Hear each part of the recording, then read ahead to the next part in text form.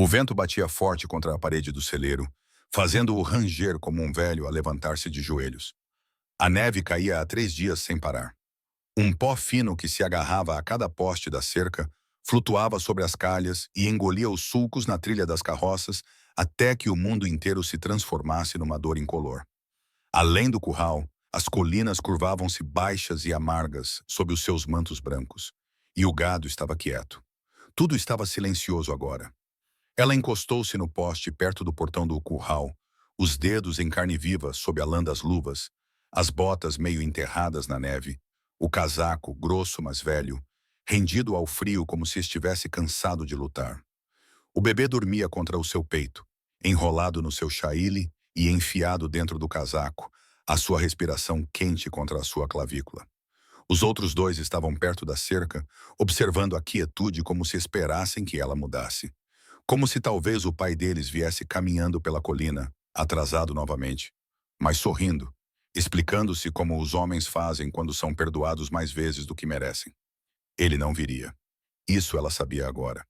Ela esperou 2 noites, rezou, deixou o fogão apagar uma vez, para o caso de a fumaça ser um sinal que ele não conseguisse enfrentar. Mas os cavalos ainda estavam no celeiro e a pistola dele ainda estava enfiada atrás da caixa de flores, ao lado do relógio quebrado que ele nunca se preocupou em consertar. Não havia mais pegadas na beira do pasto, apenas as que ela mesma havia feito, andando de um lado para o outro no escuro com o casaco aberto e a esperança morrendo lentamente. Ela pestanejou uma vez, longa e pesadamente, como se isso pudesse aquecê-la ou congelar o tempo. Os seus olhos ardiam, as suas costelas doíam por conter tudo o que queria se libertar. A neve voava lateralmente com o vento, e o seu filho mais velho puxou a sua manga.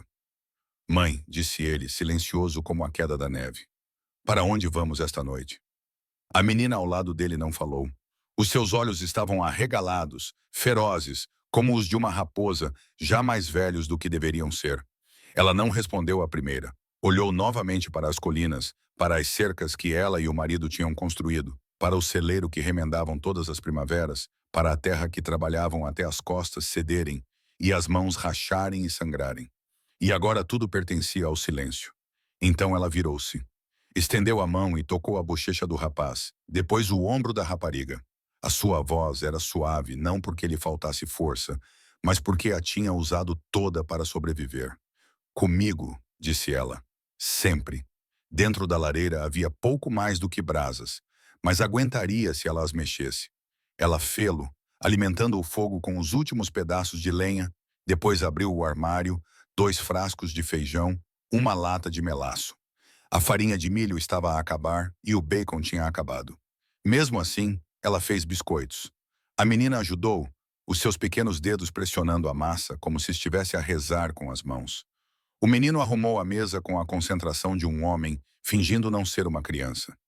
O bebê choramingava no seu berço perto do fogão, e ela cantarolou para acalmá-lo, uma canção que a sua mãe costumava cantar sobre rios e estrelas, e mulheres demasiado selvagens para gaiolas.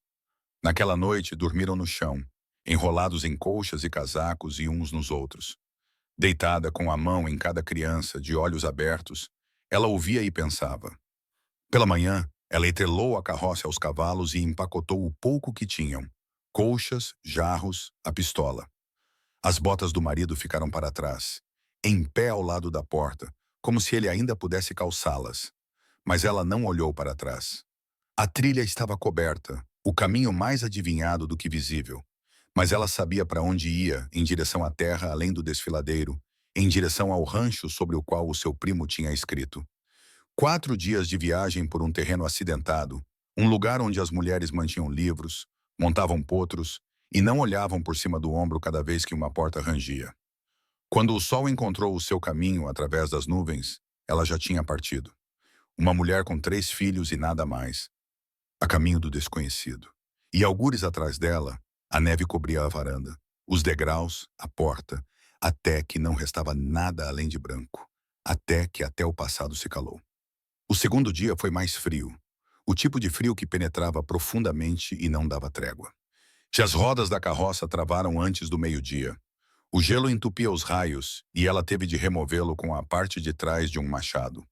O bebê chorou até a voz ficar rouca, depois silenciou de uma forma que a assustou ainda mais. Ela parava uma vez por hora para verificar a respiração dele, pressionando os lábios contra o rosto dele, contando. A menina nunca pediu para parar. O menino apenas uma vez e mesmo assim foi por causa do cavalo. Eles não falavam muito. As palavras congelavam no ar, frágeis demais para serem levadas longe.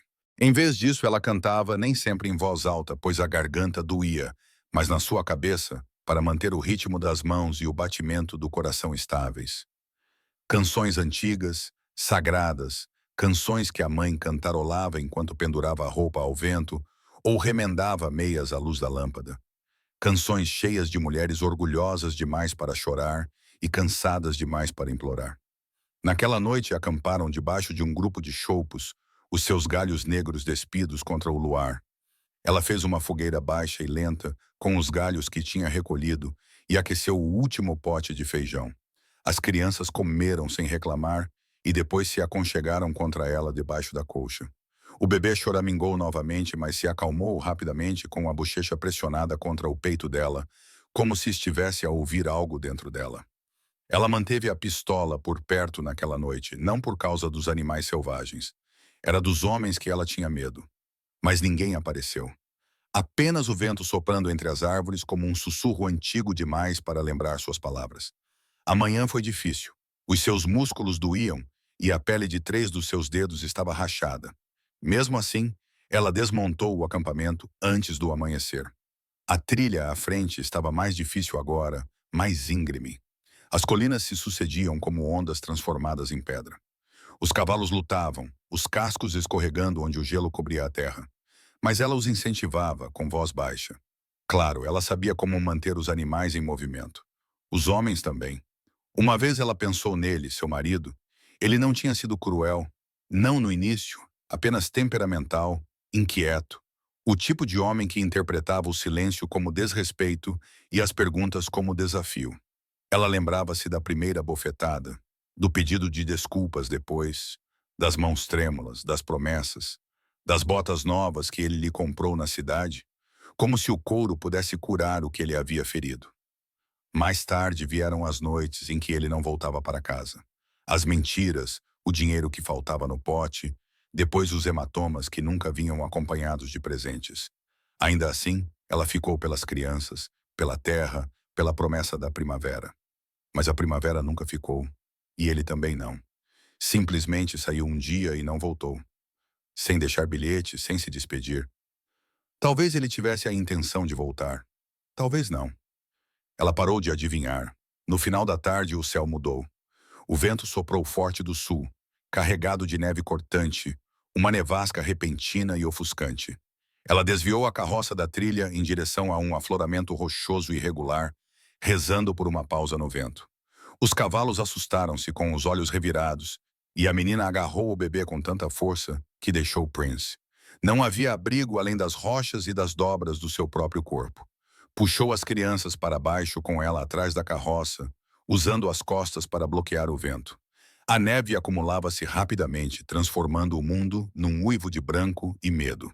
Ela abraçou-os a todos com os braços bem apertados, o casaco aberto, a pele a arder. Sussurrou histórias de que se lembrava vagamente sobre meninas corajosas em cidades assoladas por tempestades e incêndios que nunca se extinguiam. O bebê chorou novamente. O menino chorava sem fazer barulho. A menina não chorava. As horas passaram, ou talvez apenas minutos se estendessem pelo frio e pela fome. Os seus membros ficaram dormentes e a sua respiração ficou irregular. Mas ela não desistiu. Ela não desistiu. Então, quando as suas forças começaram a esgotar-se, ela ouviu um som fraco, constante. Um cavalo, um par de cascos. A tempestade não tinha parado, mas alguém estava lá fora, cortando o vento, movendo-se com determinação. Mais perto, uma silhueta apareceu através do branco, alta na cela, com o casaco pesado de neve. Um homem, com o rosto protegido do vento, segurando firmemente as rédeas com as mãos enluvadas. Ela não falou, apenas olhou para cima, mal conseguindo levantar a cabeça. Ele desmontou devagar, com cuidado, não disse nada a princípio, apenas olhou para ela, depois para as crianças, depois de volta para ela. Então ajoelhou-se ao lado dela e tirou as luvas. As suas mãos eram ásperas, mas gentis. Estendeu a mão para tocar-lhe no ombro. Não vais morrer aqui, disse ele. E algo no peito dela se partiu.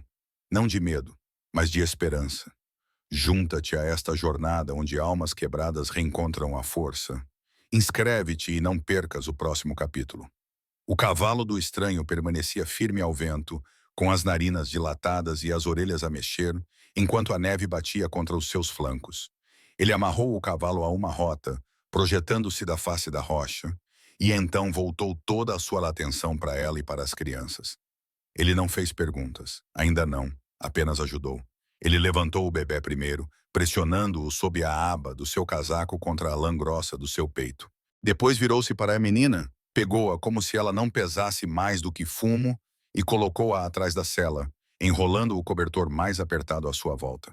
O menino ficou de pé sozinho, maxilar cerrado, olhos brilhantes de frio e orgulho, e subiu para a cela como se tivesse feito isso toda a sua vida. Ela foi a última. Ele estendeu a mão à espera. O corpo dela não se mexia no início. As pernas tinham se enrijecido debaixo dela.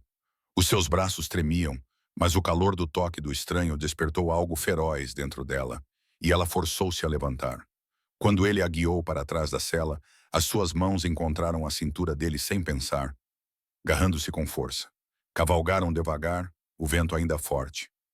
Mas a rocha protegia-os um pouco. O cavalo dele movia-se com passos firmes pela neve, e o homem mantinha as costas direitas, os ombros retos, como se a tempestade não pudesse alcançá-lo. Ele não falava. Chegaram a uma cabana ao anoitecer, escondida numa ravina sob um pinhal. O fumo saía de um cano de fogão quase invisível na luz cinzenta. Ele levou o cavalo para o celeiro, ajudou-os a descer um por um, depois empurrou a porta da cabana e acenou para que entrassem.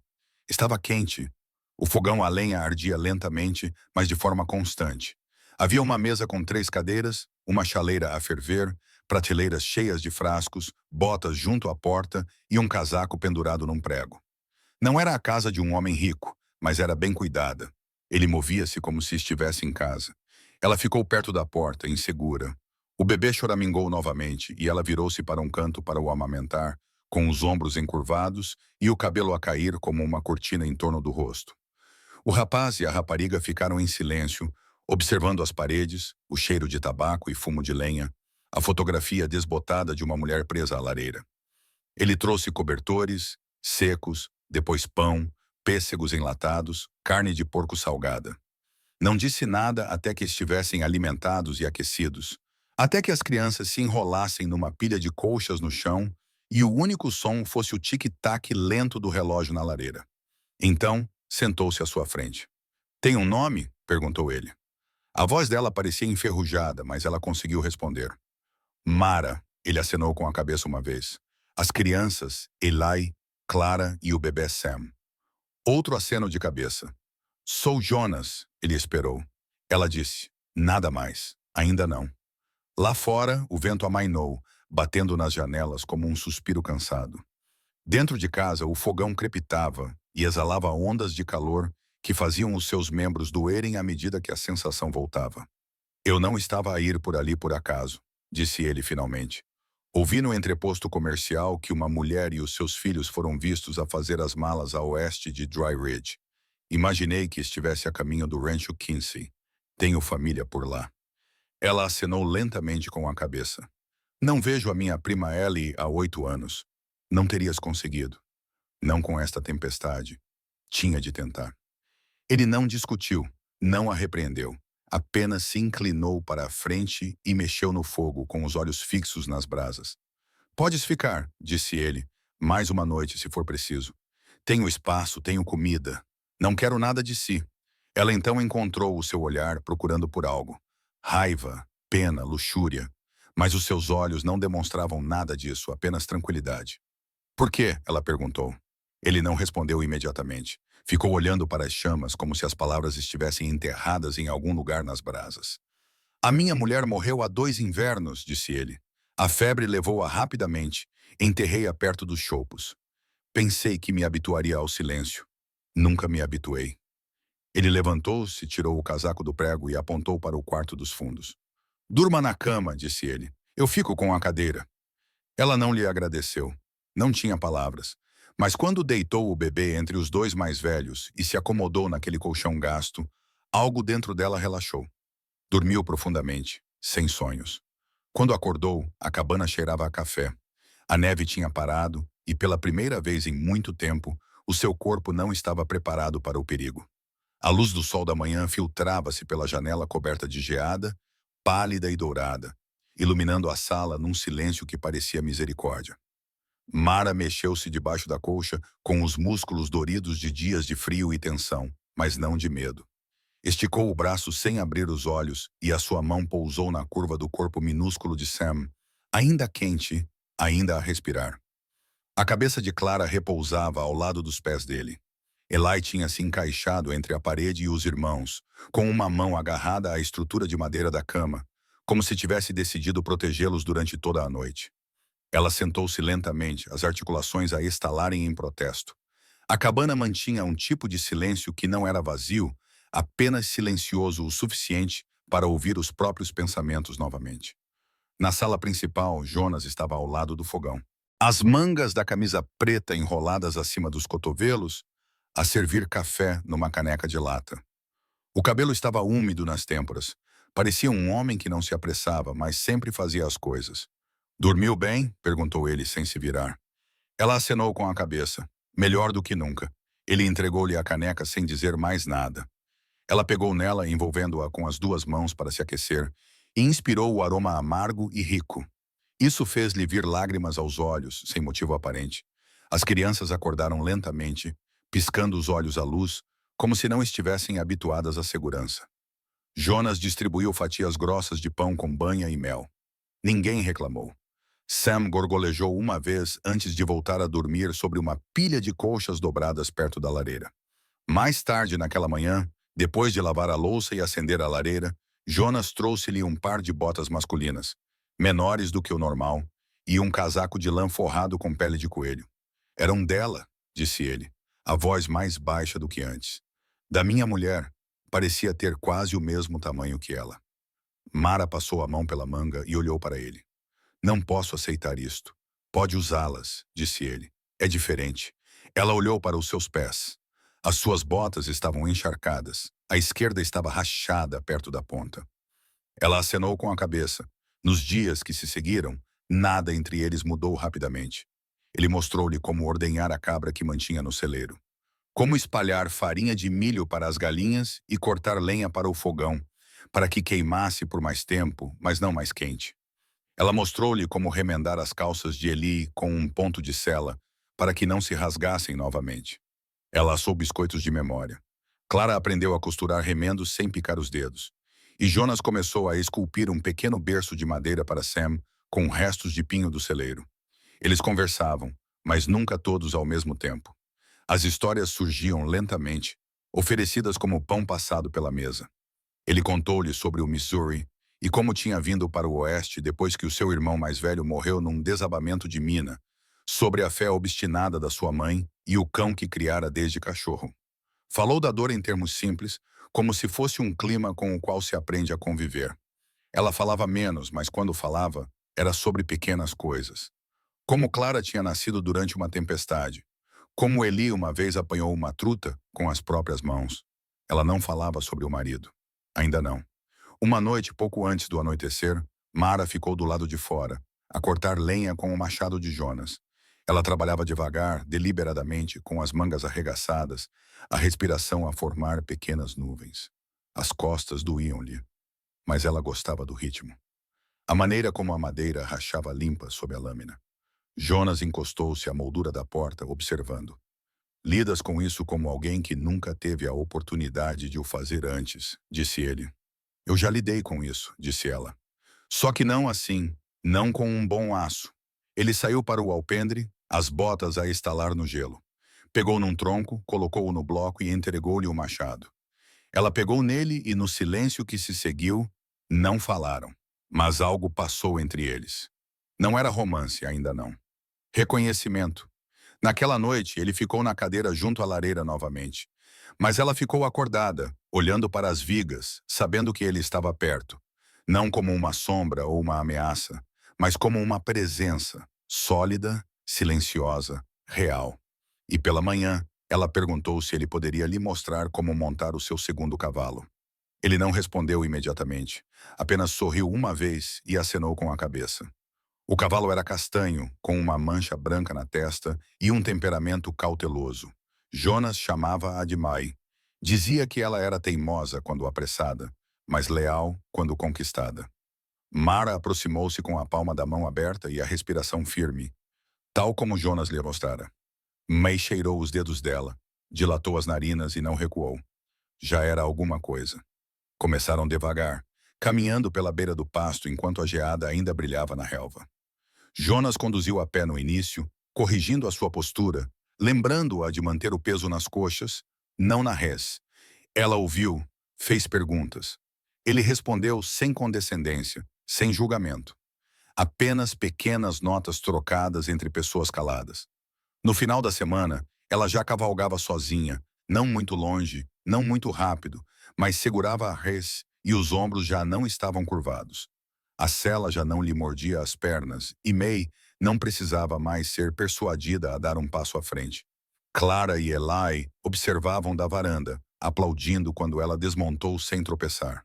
Até Sam, aconchegado no berço, parecia mais calmo quando a porta se abriu e o frio invadiu o ambiente.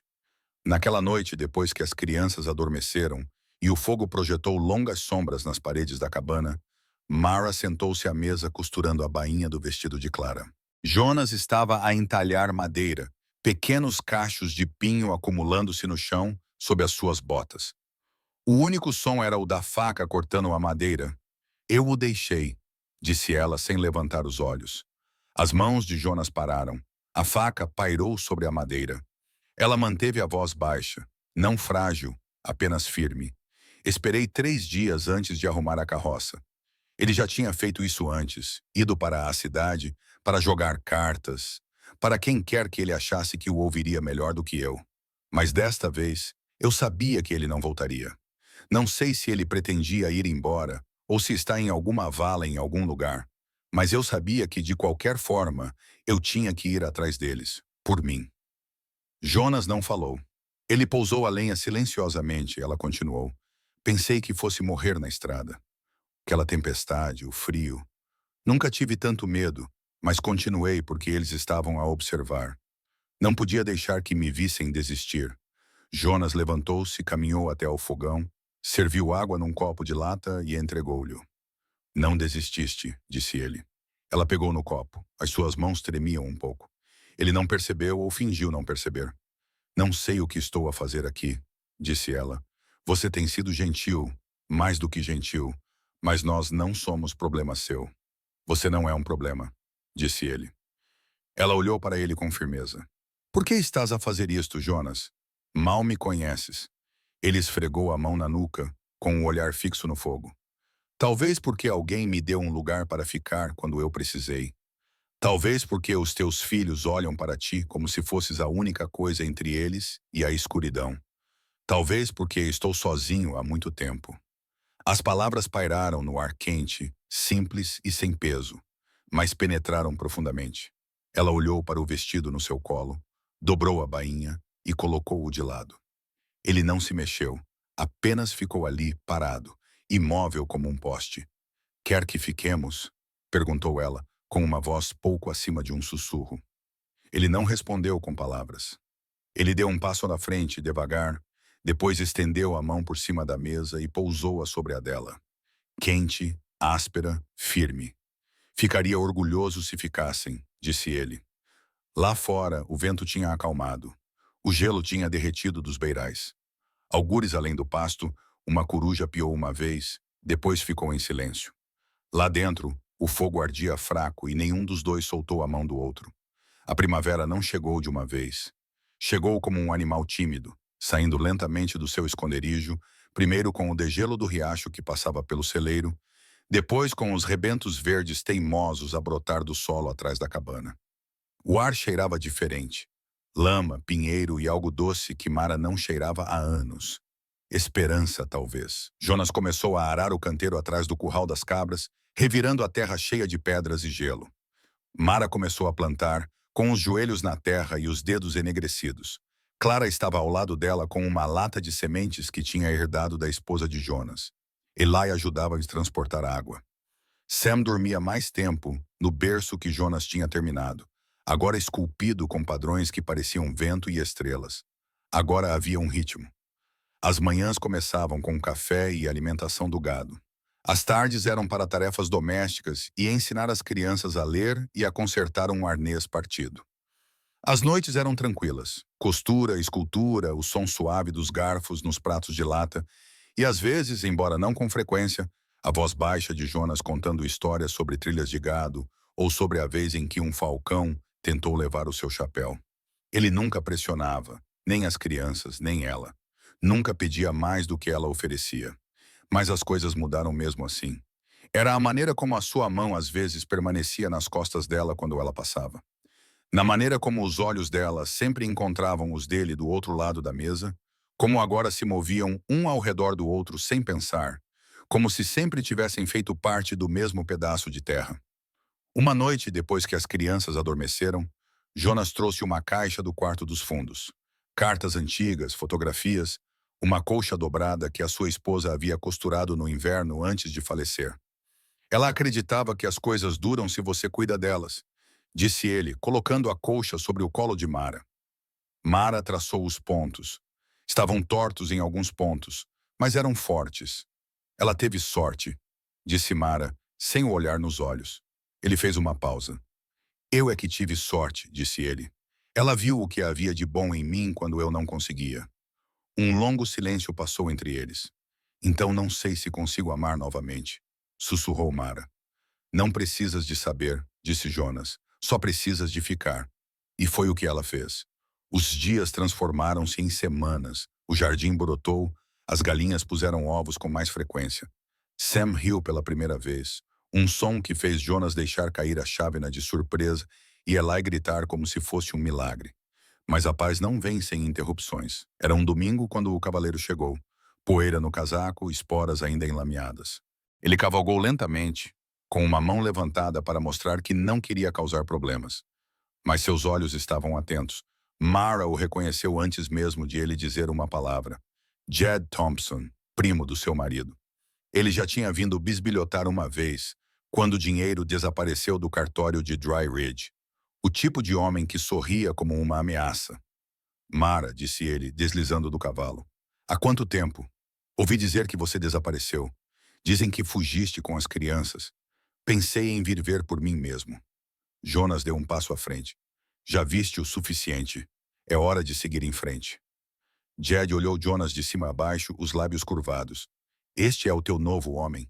Ele é o homem que me ajudou a manter os meus filhos vivos. Mara disse, qual é o teu problema? Jed aproximou-se. Ray está vivo, sabes? Pensei que ele estivesse morto, mas ele apareceu, espancado até a exaustão. Partiu a perna numa queda, mas está a respirar e a fazer perguntas. Ela não respondeu. Jed continuou. Levaste a carroça dele, a sua equipa. Aquela terra ainda está em nome dele. O coração de Mara batia forte, mas a sua voz permaneceu calma. Aquela terra não era dele para ficar. Não mais. O sorriso de Jed desapareceu. Planeias lutar contra ele no tribunal? Com que dinheiro? Não vou voltar. Jonas aproximou-se dela. Ela não precisa. Jed cuspiu no chão. Não tens direito a nada. Tenho estas crianças, disse Mara, e tenho mãos que trabalham e costas que não se partem facilmente. Se Ray quiser tentar arrastar-nos de volta, que venha ele mesmo. Jed estreitou os olhos. Ele pode vir. Ela acenou com a cabeça uma vez. Então estarei pronta. Ele ficou a olhar por mais um momento, depois virou-se, montou no cavalo e partiu sem dizer mais nada. Jonas viu-o desaparecer entre as árvores. Vou dormir no celeiro por um tempo, disse ele.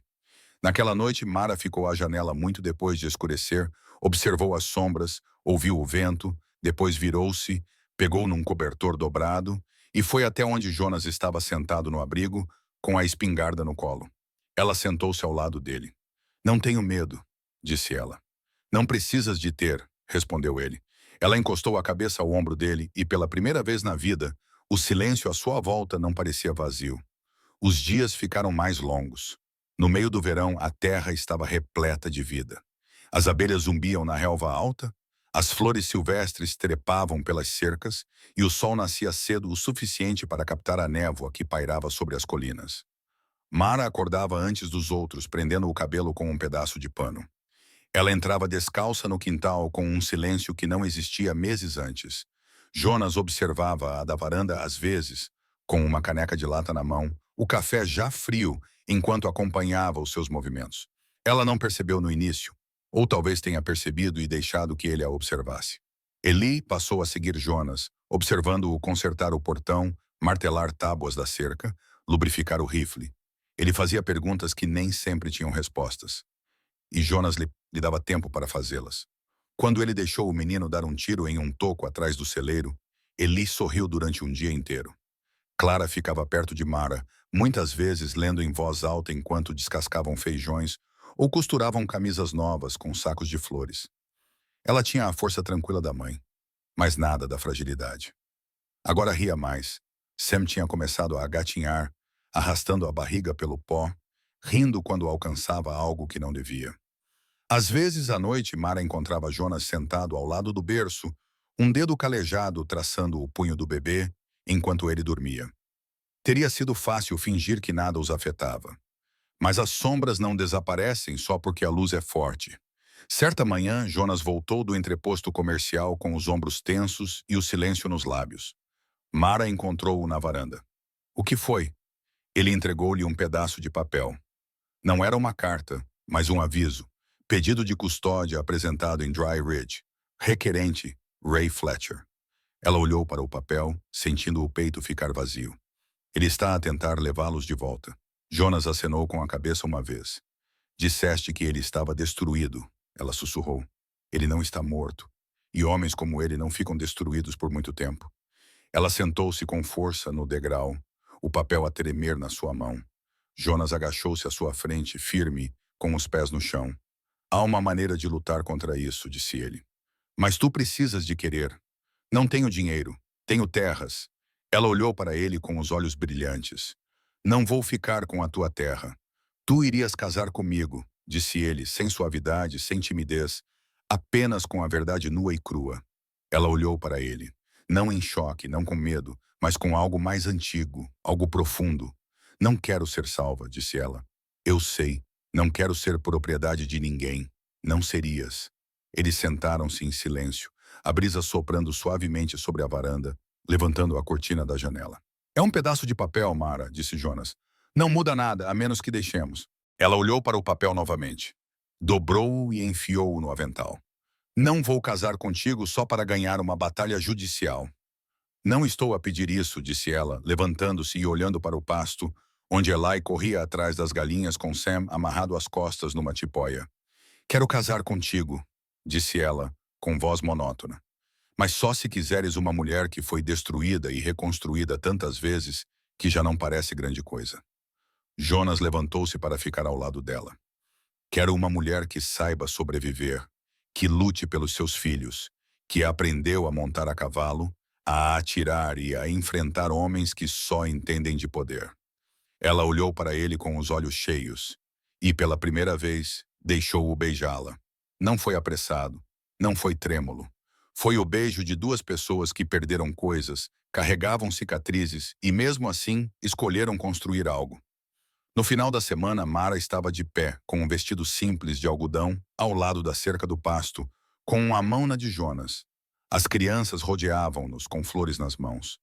O pastor da cidade leu uma passagem sobre laços fortes e vínculos triplos. E Clara chorou quando Jonas prometeu ser um pai, não apenas no nome, mas na alma. Não havia anel. Ainda não.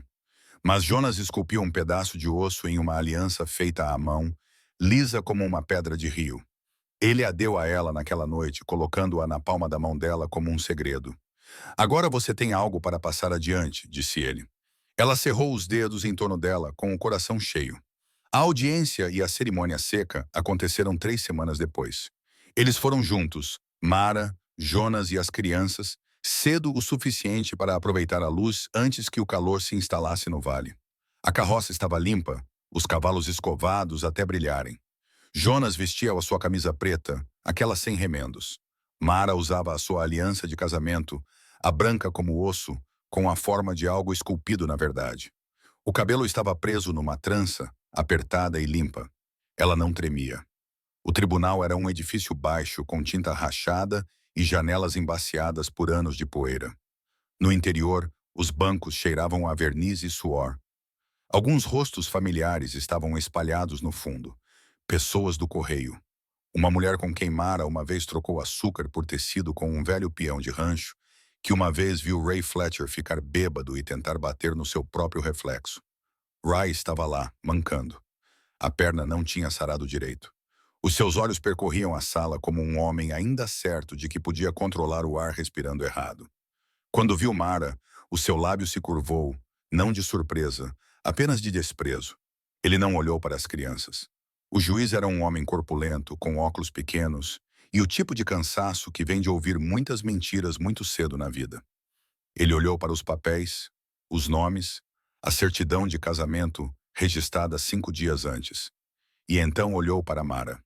"Você entende o que é esta audiência?" Ele perguntou. "Sim, senhor. E você está preparada para falar por si mesma?" "Faço isso desde os 12 anos." Jonas não disse nada, sentado ao lado dela, deixando suas palavras falarem por si. Ray tentou falar com suavidade. Alegou que ela o havia abandonado. Alegou que ela levou as crianças sem consentimento. Disse que queria sua família de volta. Disse que havia mudado. O juiz assentiu. Fez anotações. Quando foi a vez de Mara, ela se levantou lentamente. "Eu fui embora porque precisava", disse ela. "Porque sabia que se não o fizesse, algo em mim se calaria. E não podia deixar os meus filhos crescerem vendo a mãe desaparecer aos poucos." Ela não chorou, não pediu compaixão, contou a verdade sobre as noites passadas a esconder hematomas, sobre a despensa vazia e a cama fria, sobre o silêncio que se seguia a cada acesso de raiva, pior do que os gritos, sobre como Eli tinha começado a recuar quando os passos ficavam muito pesados, de como Clara tinha deixado de rir, de como Sam tinha quase morrido congelado na trilha. Então ela falou da cabana, da lareira, do jardim, da maneira como seus filhos sorriam agora com todo o mosto, da maneira como Jonas nunca levantava a voz, nunca fechava uma porta com muita força, da maneira como o lar tinha se tornado uma coisa real, não apenas uma esperança sussurrada por lábios rachados no escuro. Quando ela terminou, a sala ficou em silêncio. O juiz olhou novamente para os papéis, depois para Ray. "Quer estas crianças, Sr. Fletcher?" Ray endireitou-se. "São minhas." O juiz ergueu as sobrancelhas. "Por sangue, sim, mas a paternidade não está no sangue. Está no trabalho diário, na presença, na segurança. Não vejo nada disso aqui.